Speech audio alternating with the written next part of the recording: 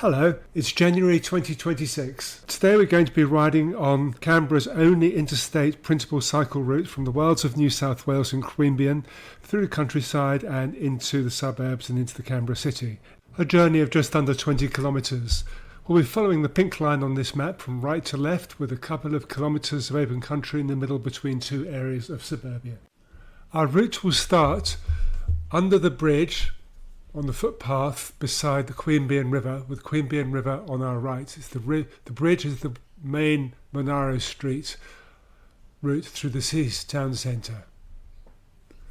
First bit of the route is flat because it follows the absolutely beautiful Queanbeyan River that goes through the town. This is in New South Wales. There are some different priorities. There's less signage, wayfinding signage, but the actual path I find more obvious.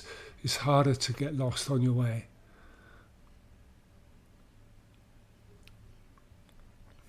We're heading north. To keep the river on our right, we cross the road here and carry on.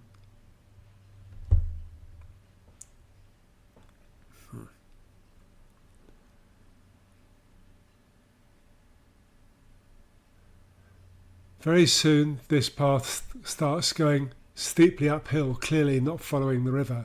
In fact, it's climbing up to then follow the railway line as it departs from the river soon. I find this area of countryside absolutely beautiful. It's a glorious ride through this town. Very, very nice. The poplar trees on the right aren't going down as it looks. It's an illusion because we're going up, and I'm busy panting at this stage. We're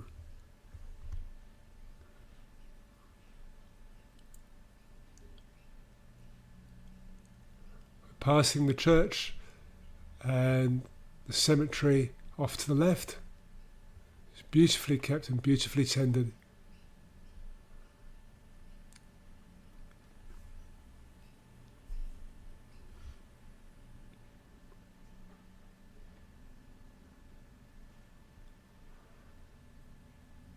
There are signs saying look out for snakes. I guess snakes should be kept on a leash or something like that. And dogs should be kept on a leash as well. We're bearing off left now. You can see the railway line coming in from the right, and Queanbeyan River disappearing off, and soon it'll connect up with the Molonglo River as it continues in towards Canberra. I'm now going to follow the railway line for a couple of kilometres to Queanbeyan Station and beyond. There's no big sign, but if you look carefully ahead, it's fairly self-evident when you approach, as you get closer where the path is.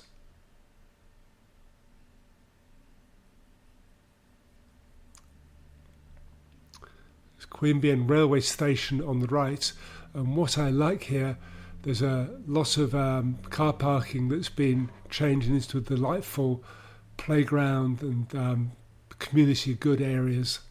And lots of interesting things, including community gardens and such like. And here you can see there's no signage, just provide a common sense markings on the road to say follow these lines and you'll easily find the next bit of path. This path is a bit narrower than the principal cycle routes standard used in the ACT, but it's perfectly adequate for the amount of usage happening here.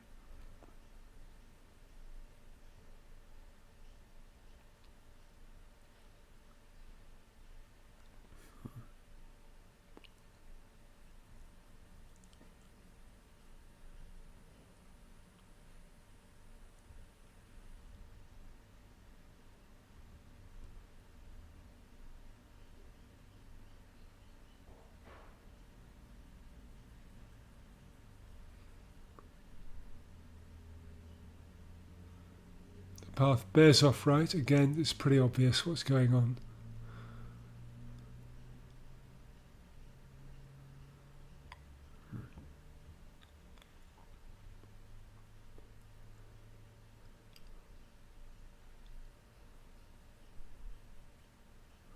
We're crossing the north end of Queanbeyan, heading west.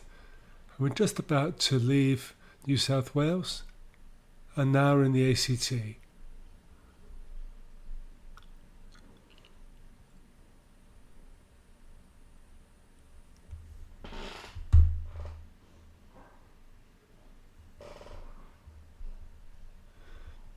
This is a side path all the way through, alongside Canberra Avenue. When we approach the road on the path, it becomes obvious it's wide and in good condition, suitable for use on a bike. At the next junction, we'll need to turn right and then move on to the setback road. In the opposite directions, it's less obvious, and when you reach that T-junction, you will need to, there's no signage, you'll need to turn right to get onto this path adjacent to the major road for a short distance. This is an access road only, it's lightly used. The road's in good condition, it's been upgraded. It was in appalling condition a year or so ago, so well done to the people who've repaired it. And we're now in open countryside for 2 or 3 kilometres. During and after the COVID era, this particular path has been upgraded. You can look at the heavy roadworks and the guardrails that have been put in, and it's in generally very good condition in the open countryside. For some weird reason, the hills going back from Queanbeyan to Canberra much less steep than the road, the hills coming from Canberra to Queanbeyan. Maybe that's just me, I don't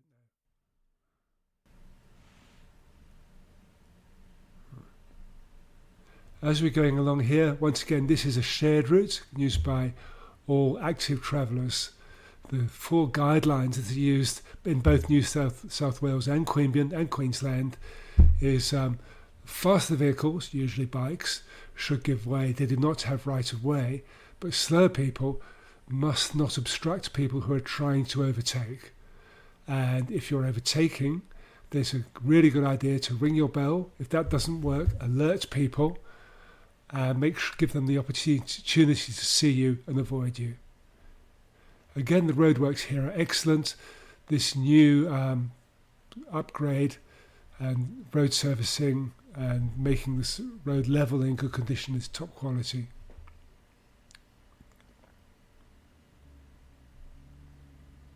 What I find when you're coming past people, you ring your bell, you say hi and bye with a cheerio, possibly a wave, and that always goes down well.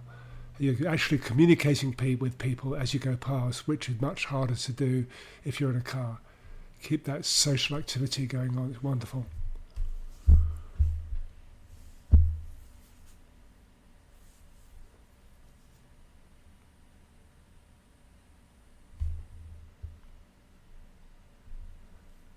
We're starting to approach Fyshwick now, the light industrial area out to the east. This is the outer suburb, the newly built area of Fyshwick. And as we go for the next couple of kilometres, there are trees alongside this path, and there are some heavy root uplift which create occasional fairly vicious bumps. So if it's a tree is very near to the road, like that one on the right, it's a good idea to move to the opposite side, because 4 or 5 metres away there'll be no bump. If it is close, good idea to prepare for a bit of fairly vicious uplift underneath your wheels.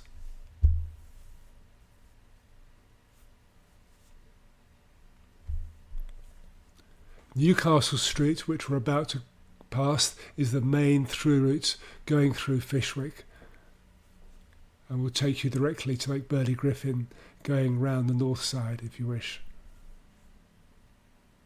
But that's not part of this route, which goes round the south side of Lake Burley-Griffin, then comes up through Commonwealth Avenue Bridge. We turn left here, and this next couple of kilometres are where there are occasional but quite spectacular route uplifts that can hurt.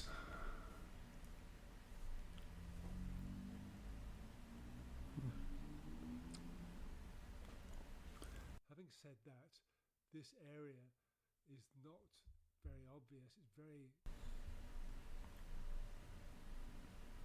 Having said that, this bit of the route is not very obvious. It's buried, hidden under the trees. It's nice and shady. Apart from the road surface, it's a very pleasant bit to ride. And not many people use it.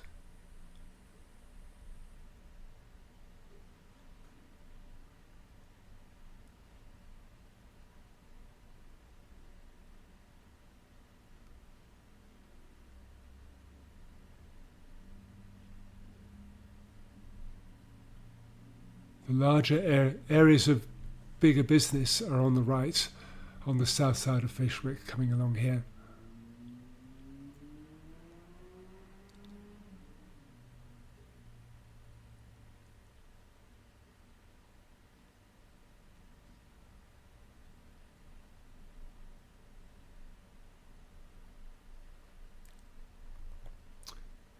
At the end of this section of the path, the road will divide, it goes right up a hill a bit, or it can go left and along a pavement. You can take either route and it'll take you to the next junction. It's your choice, whichever you prefer. We're going to head left.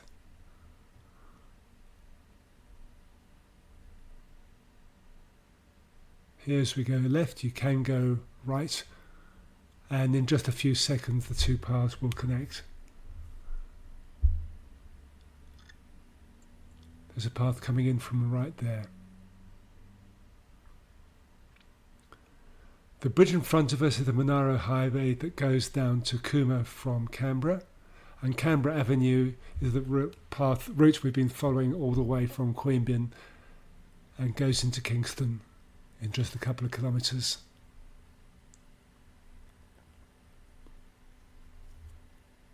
The western side of Fyshwick and Fyshwick markets continue on the right hand side for another kilometre or so.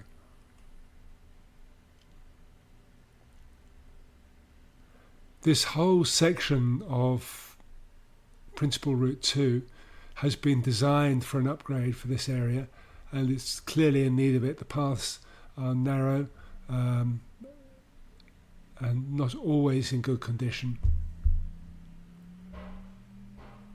There are some areas, it's variable. Some places there are zebra crossings or wombat crossings or traffic lights. Some places, like here, there's absolutely nothing. There are plans in place to improve these once money is available.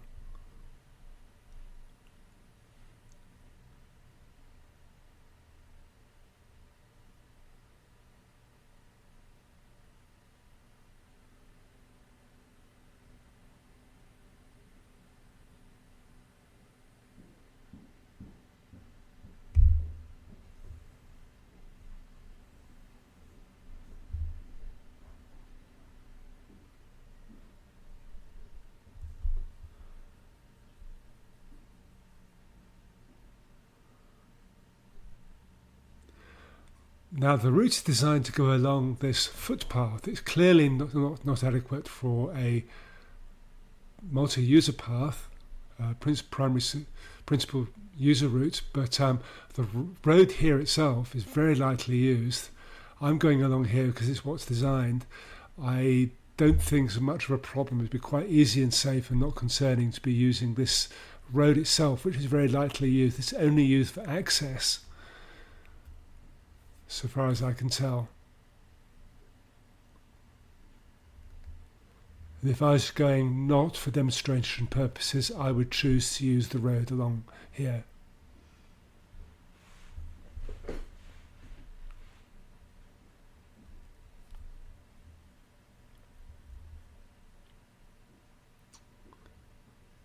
We're taking on the side road. We're coming back onto the main road, which has changed its name from Canberra Avenue to Wentworth Street, and this is what goes through Kingston. Now here, the fact there are no zebra crossing here on the principal cycle routes is remarkable, and I look forward to that being remedied.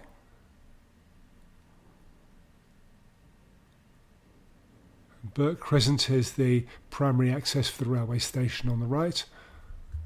I guess this is railway station train park,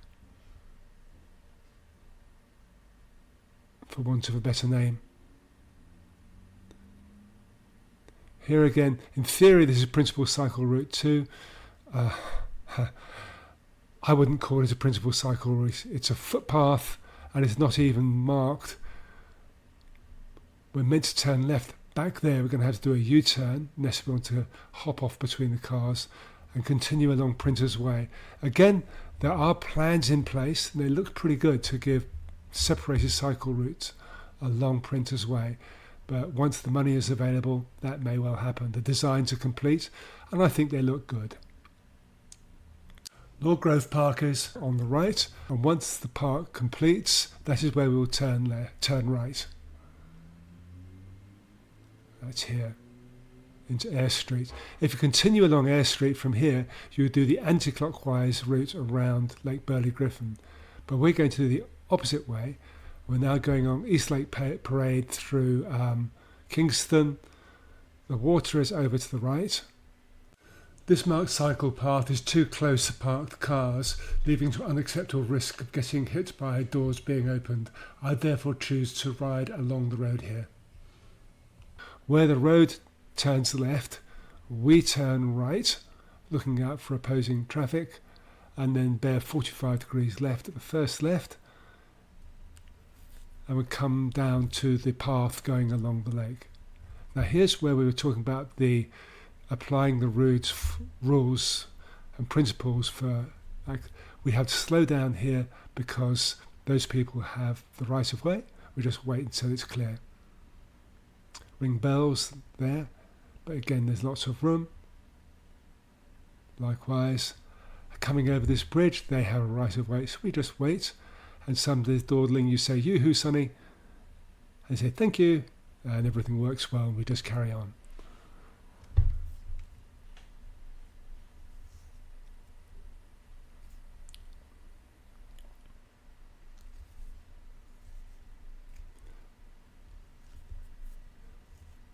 There's a temporary path change. We move onto the road. They made a separated bit for bikes, which is absolutely excellent, very popular. We anticipate it's going to be made permanent in the near future. It's only 800 metres. Before then, everyone used little path on the right, and there was so many people working at different speed. It was always congested. Now, it's just marvellous. Everyone on bikes like it. They don't feel scared because there's a big curb between adjacent cars and bikes using the other lane in both directions. Fantastic initiative.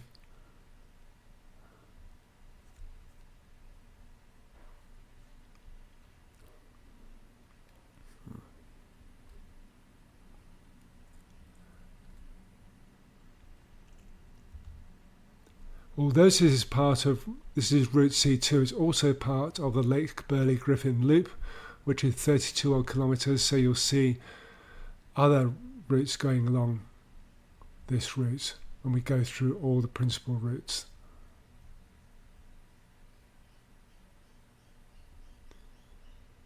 This video is taken and recorded at double speed to reduce the amount of time taken, but if you want to see what it's really like, you can set your YouTube to set it at 0.5 speed, but after a short while I imagine you'll find it gets boring. It takes a long time to go anywhere.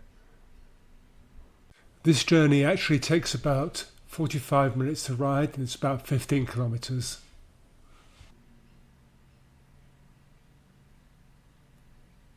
And again, we have to give way, but we don't. That's not a problem. It doesn't happen very often because we're mixing with a wide diversity of people using these routes.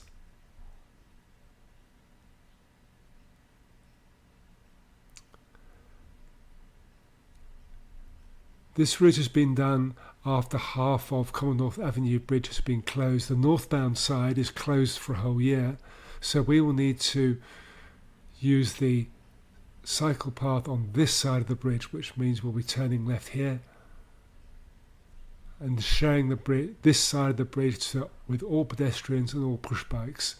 It will get more congested congested, particularly with the first half. Again, here we just slow down, say, yoo-hoo, can I come through please? And the route C2 will head off to the left. There's two ways to get over to the left. We go straight along this path. There is a traffic controlled crossing, but what I'm going to do is do a right-hand turn and go back underneath the bridge. But I'll point out where you go straight ahead if you want to take the pedestrian crossing. Okay, where I go straight ahead here, you go left there. If you want to go pedestrian crossing, you can go straight ahead here and go along the lakeside path, which is very pretty. I'm just choosing to use the road here for a couple of 100 metres before going back into Henry Rolland Park with a slip road left just here.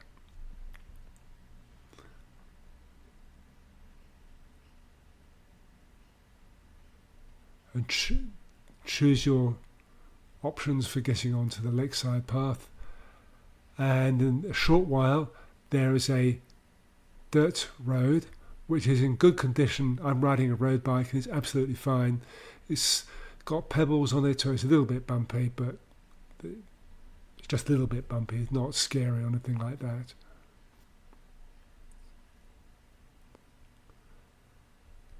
This route takes you up to the bridge going over Parks Way. You have good visibility of the crossing traffic left to right. Have a good look as you approach, and then you can go at fairly reasonable speed and zoom up the bridge.